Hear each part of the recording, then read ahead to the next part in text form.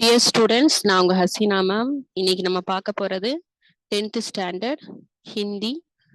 இந்த சப்ஜெக்ட்ல கிராமர் பார்க்க போறோம். கிராமருடைய டாபிக் வந்து ரச்சனா கே ஆதார் பர் வாக்கிய பேத், டைப் ஆஃப் சென்டென்ஸ் தான் பார்க்க போறோம். 9th ஸ்டாண்டர்ட்ல வந்து நீங்க என்ன பார்த்திருப்பீங்கன்னா அர்த்த கே ஆதார் பர் வாக்கிய பேத் பார்த்திருப்பீங்க. 10th Rachana K Aadhaar per வாக்கிய பேத். இந்த ரச்சனா கே ஆதார் பர் வாக்கிய பேத் வந்து 3 டைப்ஸ் இருக்கு. सरल वाक्य, संयुक्त वाक्य, मिश्र वाक्य. இதுல ஃபர்ஸ்ட் நீங்க சரல் வாக்கிய பத்தி தெரிஞ்சுக்கணும். ஓகே,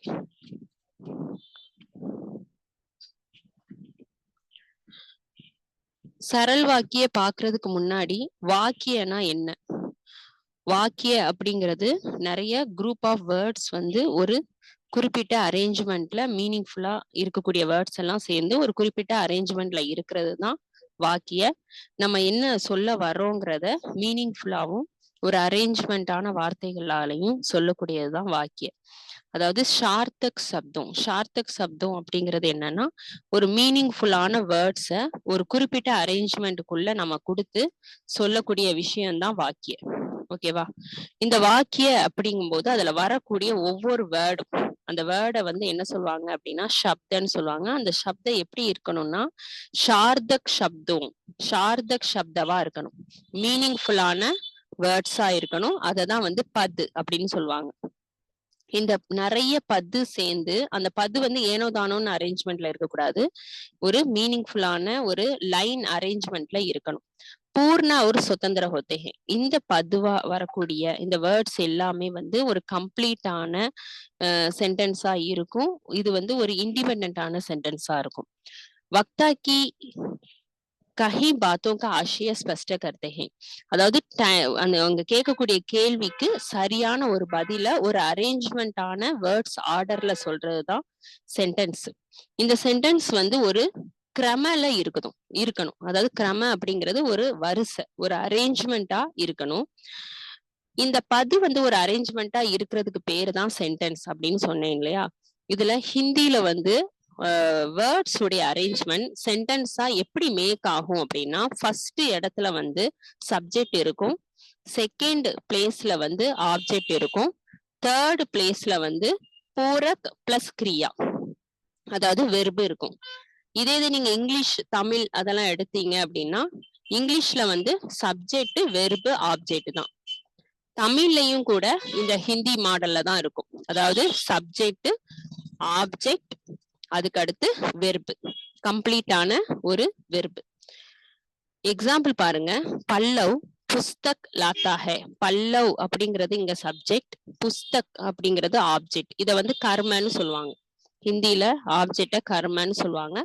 லாத்தா ஹை அப்படிங்கிறது ஒரு, லாத்தாங்கிறது கிரியா, லானா அப்படிங்கிறது கிரியா. இத வந்து எப்படி கம்ப்ளீட் பண்ணிருக்காங்க? லாத்தா ஹை அப்படின்னு சொல்லி கம்ப்ளீட் பண்ணிருக்காங்க. நெக்ஸ்ட், போலீஸ் நே चोरों को घेर कर पकड़ा. போலீஸ் நே அப்படிங்கிறது கர்த்தா, போலீஸ்ங்கிறது கர்த்தா சப்ஜெக்ட். சோர் அதாவது திருடங்களை வந்து போலீஸ் வந்து திருடங்களை என்ன செஞ்சாங்க? வளைச்சு பிடிச்சாங்க. சோ போலீஸ் வந்து சப்ஜெக்ட், சோர் வந்து ஆப்ஜெக்ட், கேர்கர் பக்கடா அப்படிங்கிறது வந்து கிரியா வந்து கம்ப்ளீட் ஆயிருக்கு. காய் ஹரி घास खाती है. காய்ங்கிறது சப்ஜெக்ட், ஹரி घास அப்படிங்கிறது கர்ம அதாவது ஆப்ஜெக்ட், खाती है அப்படிங்கிறது பூரக் கிரியா. சித்திரக்கார் சித்திர பனாயேகா. சித்திரக்கார் அப்படிங்கிறது ஆர்டிஸ்ட் சப்ஜெக்ட், சித்திரங்கிறது ஆப்ஜெக்ட் கர்ம, பனாயேகா அப்படிங்கிறது பூரக் கம்ப்ளீட்டான ஒரு வெர்பு கிரியா. ஓகேவா? சரி, இந்த ஆர்டர்ல தான் ஹிந்தில சென்டென்ஸ் வந்து அரேஞ்ச் ஆயிருக்கும். அதாவது ஃபர்ஸ்ட் பிளேஸ்ல கர்த்தா இருக்கும், செகண்ட் பிளேஸ்ல கர்ம இருக்கும், தேர்ட் பிளேஸ்ல பூரக் இருக்கும், ஃபோர்த் பிளேஸ்ல வந்து கிரியா. இந்த கிரியாவோட இந்த சென்டென்ஸ் வந்து கம்ப்ளீட் ஆயிரும். சரி, ஹிந்தில இருக்கக்கூடிய வாக்கிய உடைய டைப்ஸ் வந்து 3 டைப்ஸ். ஃபர்ஸ்ட் டைப் வந்து சரல் வாக்கிய, செகண்ட் டைப் வந்து சன்யுக்த வாக்கிய, தேர்ட் டைப் வந்து மிஸ்ர வாக்கிய. ஃபர்ஸ்ட் டைப் வந்து சரல் வாக்கிய, செகண்ட் டைப் சன்யுக்த வாக்கிய, தேர்ட் டைப் மிஸ்ர வாக்கிய. இன்னைக்கு நம்ம பார்க்க போறது சரல் வாக்கிய. இந்த வீடியோல சரல் வாக்கியவை ஃபுல் அண்ட் ஃபுல் டெஃபினிஷனோடையும் எக்ஸாம்பிளோடையும் கீவேர்டோடையும் பார்த்துடலாம். சரல் வாக்கிய பாருங்க எப்படி இருக்கும் அப்படின்னா அதுக்கு சில ட்ரிக்ஸ் இருக்கு. அந்த ட்ரிக்ஸ் மூலமா நீங்க சரல் வாக்கியவை ஐடென்டிஃபை பண்ண முடியும். சரல் வாக்கிய ஏ கர்த்தா தத்தா ஏ கிரியா கே மேல் சே பன்தா ஹை. இந்த சிம்பிள் சென்டென்ஸ் அப்படிங்கிற அந்த சரல் வாக்கியல ஒரே ஒரு சப்ஜெக்டும் ஒரே ஒரு வெர்பும் இருக்கும். இதை நீங்க கவனத்துல வச்சுக்கணும். इसमें कोई उपवाक्य जुड़ा नहीं होता. சிம்பிளான சிங்கிள் சென்டென்ஸா இருக்கும். இதோட வேற எந்த அடிஷனல் சென்டென்ஸும் இருக்காது. எக்ஸாம்பிள், கச்சுவே நே கர்கோஷ் கோ ஹரா தியா. கச்சுவே அப்படிங்கிறது சப்ஜெக்ட், கர்கோஷ் அப்படிங்கிறது ஆப்ஜெக்ட், ஹராதியாங்கிறது பூரக் கிரியா. நௌக்கர் நே சமய பர் காம் பூரா கர் லியா. நௌக்கர் அப்படிங்கிறது சப்ஜெக்ட், சமய பர் காம் அப்படிங்கிறது ஆப்ஜெக்ட், பூரா கர் லியா அப்படிங்கிறது பூரக் கிரியா. டிரைவர் சமய சே பஸ் லேக்கர் நஹி ஆயா. டிரைவர் அப்படிங்கிறது சப்ஜெக்ட், பஸ் அப்படிங்கிறது கர்ம, நஹி ஆயா அப்படிங்கிறது பூரக் கிரியா. பக்ஷி சாம் ஹோத்தே ஹி घोंसले की ओर लौट आते हैं. पक्षी शाम होते ही सब्जेक्ट, घोंसला ऑब्जेक्ट அதாவது கர்ம, லவுட் ஆத்தே ஹே அப்படிங்கிறது பூரக் பிளஸ் கிரியா. சரி, இந்த சரல் வாக்கியல இன்னும் ரெண்டு முக்கியமான பார்ட்ஸ் இருக்கு. எப்படி நம்ம அந்த பத்துடைய ஆர்டர் கர்த்தா கர்ம பூரக் பிளஸ் கிரியாவா இருக்குதோ அதே போல இதுல ரெண்டு முக்கியமான பார்ட்ஸ் இருக்கு. அந்த ரெண்டு முக்கியமான பார்ட்ஸ் என்ன அப்படின்னா உத்தேசிய விதேய். சரல் வாக்கியல ரெண்டு முக்கியமான ஈவெண்ட் இருக்கு, முக்கியமான ரெண்டு பார்ட் இருக்கு. அது என்னன்னா ஒண்ணு உத்தேசிய, இன்னொன்னு விதை. உத்தேசிய அப்படிங்கிறது என்னன்னு பார்ப்போம். அதுக்கு டெஃபினிஷன் இருக்கு. उद्देश्य वाक्य में जिसके बारे में कुछ बताया जाता है उसे उद्देश्य कहा जाता है. சென்டென்ஸ்ல யார பத்தி பேசுறோமோ, யாருடைய வேலைய பத்தி சொல்றோமோ, யார் செஞ்ச செயலை பத்தி பேசுறோமோ அந்த கர்த்தா தான் உத்தேசிய.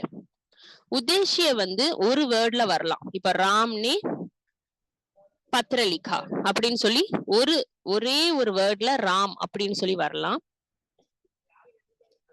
அது இல்லாம ராம பத்தி டிஸ்கிரைபிங் வேர்ட்ல, அதாவது விசேஷனும் சேர்த்து அந்த நவுனோட கூட உத்தேசிய வரலாம். சோ 2 or 3 வேர்ட்ஸ் சேர்ந்து கூட உத்தேசிய என்ன செய்யலாம், சென்டென்ஸ்ல அப்பியர் ஆகலாம். அதாவது நவுனை டிஸ்கிரைப் பண்ணக்கூடிய வேர்டான விசேஷனும் சேர்ந்து கூட என்ன செய்யலாம், வரலாம். சோ உத்தேசிய ஒரு சப்தவா இருக்கலாம், இல்லைன்னா அந்த நவுனுடைய விசேஷத்தா, அதோடைய அந்த நவுனை பத்தி டிஸ்கிரைப் பண்ணக்கூடிய வேர்டோட கூட அது என்ன செய்யலாம், அப்பியர் ஆகலாம். எக்ஸாம்பிள் பாருங்க, பௌதே படுனே லகே ஹே. பிளான்ட்ஸ் வளர ஆரம்பிக்குது. இந்த இடத்துல பிளான்ட் அப்படிங்கிறது உத்தேசிய நவுன், ஒரே ஒரு சிங்கிள் வேர்ட்ல தான் இருக்கு. அதாவது இத கர்த்தான்னு ஹிந்தில சொல்லுவாங்க, இங்கிலீஷ்ல பௌதேங்கிறது சப்ஜெக்ட். நம்ம பார்க்கும்போது உத்தேசிய இல்லையா. இந்த உத்தேசியவை, இந்த கர்த்தாவை, இந்த நவுனை டிஸ்கிரைப் பண்ணி சொல்லியிருக்காங்க. சோட்டே படே சபி பௌதே, சின்ன பெரிதான எல்லா பிளான்ட்ஸும் படுனே லகே ஹை, வளர ஆரம்பிச்சிருச்சு. கல் தக்கே முர்ஜாயே ரஹனே வாலே சோட்டே படே சபி பௌதே. இந்த இடத்துல கல் அப்படிங்கிற வேர்ட்ல இருந்து பௌதே வரைக்குமே உத்தேசியதான். அதாவது நவுனை டிஸ்கிரைப் பண்ணி வந்திருக்கு. கல் தக்கே முர்ஜாயே ரஹனே வாலே சோட்டே படே சபி பௌதே படுனே லகே ஹை.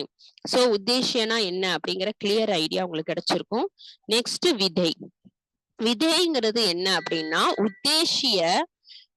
உத்தேசியக்கே பாரேமி, என்ன நடந்துச்சு, அந்த என்ன செயல் நடந்துச்சுன்னு சொல்லுது இல்ல, சப்ஜெக்ட் செஞ்ச செயலை சொல்றதுதான் விதை. சப்ஜெக்ட பத்தி பேசுனா அது உத்தேசிய, सब्जेक्ट செஞ்ச செயல சொன்னா அது வந்து என்னது विधेय। विधेय एक शब्द का हो सकता है या पूरकों के साथ मिलकर कई शब्दों के मेल से बन सकता है। வெர்பு வெர்போட சேர்ந்து வரக்கூடிய கம்ப்ளீட்டான அந்த வெர்பு எல்லாமே சேர்ந்தது விதை। சோ ஆப்ஜெக்டும் வெர்பும் சேர்ந்து வரக்கூடிய விஷயம் தான் விதை। இது என்ன செய்யுது இந்த விதை? சப்ஜெக்ட பத்தி சப்ஜெக்ட் செஞ்ச செயலை பத்தி சொல்லுது। மஸ்தூர் கயா தொழிலாளி போனா, மஸ்தூர் கர் கயா தொழிலாளி வீட்டுக்கு போனா, மஸ்தூர் மஸ்தூரி லேக்கர் சர்பட் கர் கயா தொழிலாளி தன்னுடைய கூலியை வாங்கிக்கிட்டு உடனடியாக வீட்டுக்கு போனா, மஸ்தூர் காம் சமாப்த ஹோத்தே ஹி மஸ்தூரி லேக்கர் சர்பட் கர் கயா தொழிலாளி தன்னுடைய வேலையை முடிச்சதுமே தன்னுடைய கூலியை வாங்கிக்கிட்டு உடனடியாக வீட்டுக்கு போனான்। இப்ப இந்த இடத்துல மஸ்தூர் அப்படிங்கிறது வந்து விதை உத்தேசிய, மஸ்தூர் அப்படிங்கிறது உத்தேசிய, கர் கயா அப்படிங்கிறது விதை, மஸ்தூரி லேக்கர் ஷர்பட் கர் கயா அப்படிங்கிறது விதை। फोर्थ சென்டென்ஸ்ல காம் சமாப்த ஹோத்தே ஹி மஸ்தூரி லேக்கர் சர்பட் கர் கயா இப்படி நிறைய வேர்ட்ஸ் வந்து எதை மீன் பண்ணி வருது? நவுன் செஞ்ச செயலை வந்து சொல்லுது। சோ இது எல்லாமே காம்ல இருந்து கயா வரைக்குமே இது வந்து என்னதுதான்? விதை தான்। ஓகேவா? சரி, ஓகே ஸ்டூடெண்ட்ஸ், சோ உங்களுக்கு விதைனா என்ன, உத்தேசியனா என்ன அப்படின்னு தெரிஞ்சிருக்கும்। உத்தேசியங்கிறது ஃபுல் அண்ட் ஃபுல் நவுனையும் அதாவது கர்த்தாவை மட்டுமே பத்தி பேசும்। விதை அப்படிங்கிறது வந்து கர்ம, அதே நேரம் பூரக் பிளஸ் கிரியாவை பத்தி பேசும்। ஓகேவா? ஓகே, நெக்ஸ்ட் ஸ்டெப் பாருங்க। விதைனா என்ன, உத்தேசியனா என்னன்னு பார்த்தாச்சு। நெக்ஸ்ட் एग्जाम्पल, राम के अनुज लक्ष्मण ने परशुराम को परशुराम का क्रोध भड़का दिया। ராம் கே அனுஜ் லக்ஷ்மன் அதாவது நேக்கு முன்னாடி வரக்கூடிய எல்லாமே உத்தேசிய, அதாவது எதை மீன் பண்ணுது?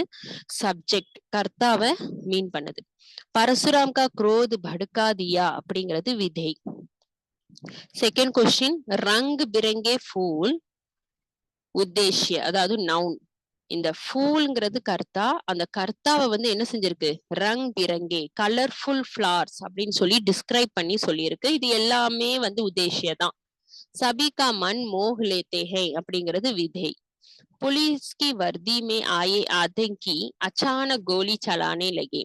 पुलिस की वर्दी में आए आतंकी அந்த டெரரிஸ்ட தான் என்ன செஞ்சிருக்கு? டிஸ்கிரைப் பண்ணி சொல்லியிருக்கு। போலீஸ் ட்ரெஸ்ல வந்த டெரரிஸ்ட் அப்படிங்கிறது நவுன் உத்தேசிய அதாவது கர்த்தா। அச்சானக் கோலி சலானே லகே அப்படிங்கிறது விதை। இந்த விதையில என்னெல்லாம் இருக்கு? கர்ம இருக்கு, பூரக் இருக்கு, கிரியா இருக்கு।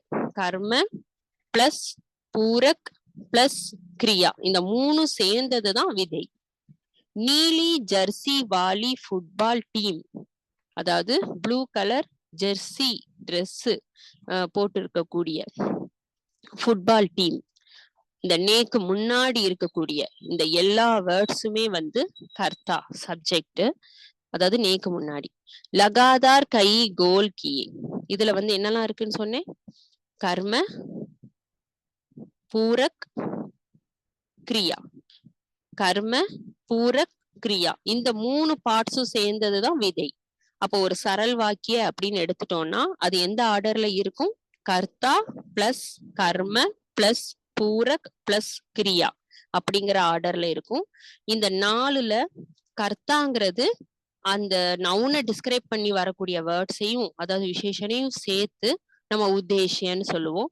விதைங்கிறது கர்ம, பூரக் பிளஸ் கிரியா இந்த மூணு சேர்ந்தத விதை அப்படின்னு சொல்லுவோம்। ஓகே, இந்த சரல் வாக்கிய நம்ம எப்படி ஃபைண்ட் அவுட் பண்றது? சரல் வாக்கிய அப்படின்னாலே ஃபர்ஸ்ட் மைண்ட்ல என்ன வச்சுக்கணும் அப்படின்னா சிம்பிள் சென்டென்ஸா இருக்கும், சிங்கிள் சென்டென்ஸா இருக்கும்। சிம்பிளா இருக்கும், சிங்கிளா இருக்கும், அதே நேரம் ஒரே ஒரு கர்த்தா, ஒரே ஒரு வெர்பு। ஆப்ஜெக்ட் வேணா சப்ஜெக்ட் வேணா அவர் சேர்த்து 2 சப்ஜெக்ட் வந்திருக்கலாம். பட் வெர்பு வந்து கம்பல்சரி ஒரே ஒரு வெர்பு தான் இருக்கணும். நேங்கிறது ஒரு கீவேர்ட். ஒரே ஒரு வெர்பு தான் இருக்கணுங்கிறது சிம்பிளான சரல் வாக்கிய உடைய மெயின் கான்செப்ட். ஹீங்கிறது ஒரு கீவேர்ட். அந்த சென்டென்ஸ்ல ஹீ வந்துச்சுன்னா அதுவுமே வந்து சரல் வாக்கியம் தான். கே காரன், கே லியே, பர் வி, கே அனுசார், கே சமய, அதுக்கப்புறம் வெர்போட கர் சேர்த்து வரும். ஆக்கர், ஜாக்கர், காக்கர் இப்படின்னு சொல்லி வரும். இதுவுமே வந்து சரல் வாக்கியக்கான கீவேர்டு. இத வந்து என்ன செய்யணும்? மெமரி பண்ணிக்கணும். சோ ஒரு கொடுத்திருக்கிற சென்டென்ஸ் சரல் வாக்கியதானா அப்படிங்கறத எப்படி செக் பண்ணுவீங்க? நவுன் பக்கத்துல நே இருக்கான்னு பார்க்கணும். நே கொடுக்காமலே கூட சம்டைம்ஸ் கர்த்தாவை கொடுக்கலாம், நவுனை அதாவது சப்ஜெக்டை கொடுக்கலாம். அப்படின்னா வெர்பு சிங்கிள் வெர்பா இருக்கான்னு பார்க்கணும். கண்டிப்பா இருக்கும். அதுக்கப்புறம் ஹீ இருக்கா பார்க்கணும். ஹீ இல்ல, அதுக்கு பதிலா கே காரன் இருக்கலாம், கே லியே இருக்கலாம், பர்பி இருக்கலாம், கே அனுசார் இருக்கலாம், இல்ல கே சமய இருக்கலாம், வெர்பு பிளஸ் கர் இருக்கலாம். இது எல்லாமே சரல் வாக்கியக்கான கீவேர்ட்ஸ். ஓகே ஸ்டூடெண்ட்ஸ், ஸோ இந்த கீவேர்டை வந்து தரோ பண்ணிக்கோங்க. இதான் சரல் வாக்கிய. இதுல எதுவும் டவுட் இருந்தா எனக்கு மெசேஜ் பண்ணுங்க. வீடியோ பிடிச்சிருக்கு அப்படின்னா லைக் பண்ணி உங்க ஃப்ரெண்ட்ஸ்க்கு ஷேர் பண்ணுங்க. சப்ஸ்கிரைப் பண்ண மறந்துடாதீங்க. Thank you students. Next types sentence உடைய நெக்ஸ்ட் டைப்ல மீட் பண்ணலாம்.